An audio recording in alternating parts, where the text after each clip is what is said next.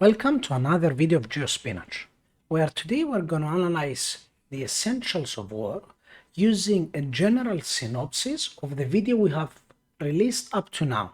So we're not going to get much into detail, we're going to tease the ideas and just conclude the main outcomes of each of the concepts. Act as a general summary. So, the firstly and most importantly, the main idea in that sense is the fog of war. Never be fooled by the fog of war. And what we imply by the fog of war? Well, simply we imply the idea that you are unable to see what's really happening on the other side. Simply, that is fog of war. And fog of war can be used really against you in many situations. You can see the video more for details.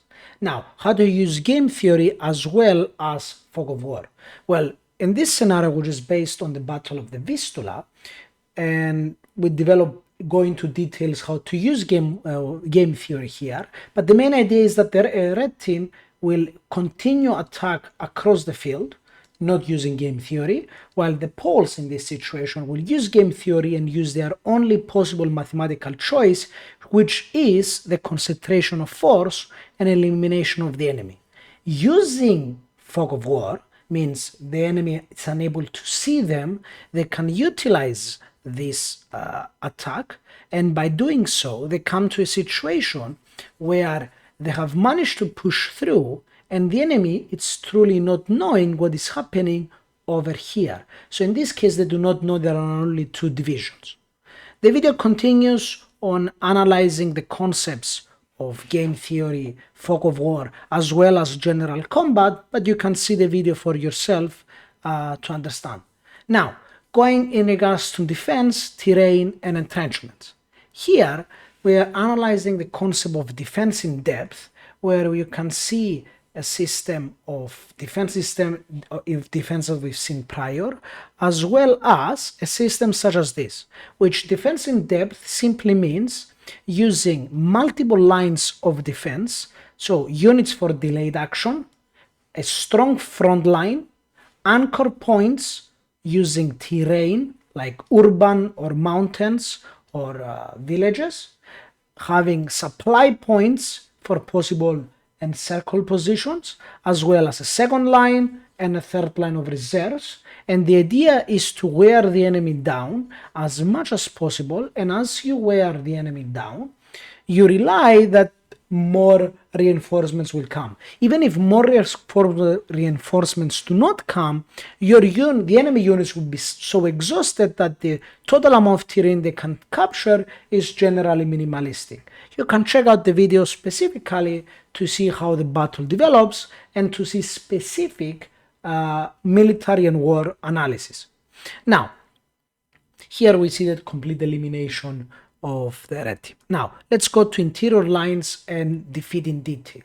Interior lines, in very practical terms, imply how fast can I move this unit, for example, here. So in this case, it's just this distance. If, for example, these guys attack this guy, and the red team needs reinforcements from the south, the amount that it will take for the red team to move over there is way longer.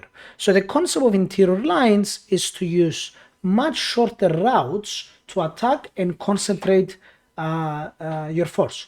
And this comes to the idea of defeating details. The ones that are interested in the American Civil War can see this example quite many times, especially by the South. The idea of defeating detail is to be able to concentrate as many forces as you can to a single point, and in this case you can combine these two concepts. So interior lines to be able to move in troops from the south, in this case, on to the north, so over here. So in this place, while all across the battlefield you are overrun, at this specific point you have much bigger concentration of force, and thus you can eliminate two enemy forces very fast. And as you could see from the video that's already released, it's going to be re-released, the battle develops in such a way that completely eliminates the enemy force. Of course, in the video we're going to go much more into details. Now, let's go over breakthrough, firepower, and organization. These concepts are generic in their sense, but their main idea is firstly breakthrough, the ability of your force to break the enemy lines. That implies the quality of your units, the quantity of your armor, the quality of your technology, the supply ability, and the training of your troops, as well as many other points that are covered in that specific video. The idea of a breakthrough is a measurement of how many troops and how well can your troops truly penetrate the enemy lines. Firepower is simply how much boom boom can you deliver to the enemies at one specific time. The general conclusion, boom boom wins wars. And that implies from medieval times till now. Not only does it is the main deciding factor of casualties of the enemy, but at the same time it's the main factor in regards to demoralization and shock towards the enemy. And then we move on to the concept of organization. How well you can keep the cohesion of your force, how units are organized, how morale affects your troops, and so forth. Now, in regards to that concept, we can go to routing and the effects of disorganization.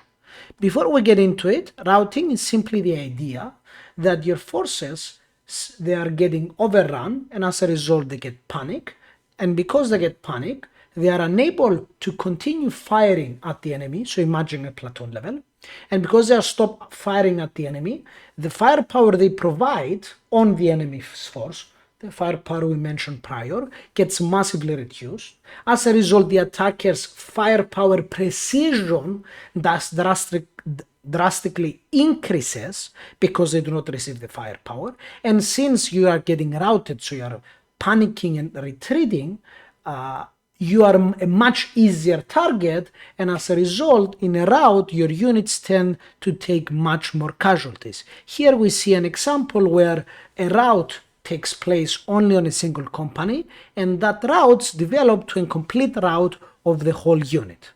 Now, another video will be released on how to deal with a rout. We're not going to get much into details, but the main concept of the video is that maintaining cohesion of your units at all time, taking cautious steps of counterattacking and not dramatic steps, can in many cases win you wars if you are not Roman. If you are Roman, you can take massive risks, but even in that case, even Rommel can fail. Then we go to the concept of logistics. Logistics is the idea that practically money wins wars. How much cost effective is your army? So what do we mean by money wins wars? We don't mean that you have a country of 10 billion, another country of 100 billion, the country of 100 is guaranteed to win. Missiles, for example, are cost ineffective, while artillery is cost effective. It means how much firepower you can deliver per cost, how much breakthrough you can have per cost, what is your organization level and morale level per cost. This is the general outlook of logistics in war, as well as the logistical network that you possess. So how fast can you move logistics, your production capacity. So for example, the United States in World War II, where they could shit out aircraft carriers like there is no tomorrow, while the Japanese could barely build 12 in 20 years. And at the same time, we come to the reinforcement rate. So even if you have all of those resources, how fast can you actually push them and give them to the front line? And as we've seen from the Eastern Front in World War II, this is quite hard to achieve.